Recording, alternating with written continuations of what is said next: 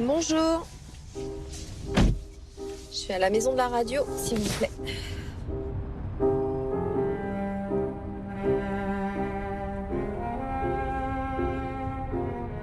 Il y a quelques temps, j'étais triste, j'étais éteinte et depuis que j'ai parlé, que je suis sortie de ce silence et des problèmes que j'ai eus lorsque j'étais adolescente, eh bien, je suis de nouveau dans la lumière et je me sens de mieux en mieux. Donc pour moi, cette phrase était importante.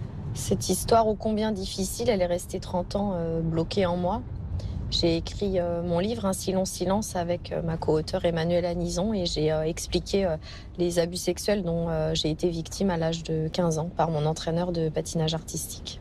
J'ai retrouvé de la lumière parce que j'étais dans la culpabilité, la honte, comme beaucoup de victimes. D'ailleurs, je pense souvent aux autres victimes et c'est pour ça que je voulais parler, je voulais libérer ma parole et être enfin écoutée pour me sentir de mieux en mieux. Et il faut beaucoup de temps pour poser les mots, mais depuis que j'arrive à dire le mot viol et que j'ai réussi à le poser sur le papier, de jour en jour, je me sens mieux. Alors, c'est pas facile.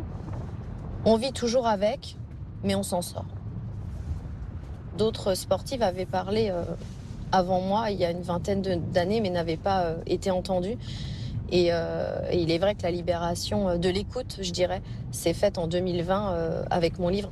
Et derrière, plus de 50 fédérations ont été touchées et 900 cas sont avérés depuis mon témoignage, ce qui est énorme. Lorsque on m'écrit des messages et qu'on me dit aujourd'hui vous avez sauvé mon enfant, par exemple, c'est ce qui fait qu'aujourd'hui je me réveille le matin et que je suis heureuse de me réveiller et que je me sens de mieux en mieux.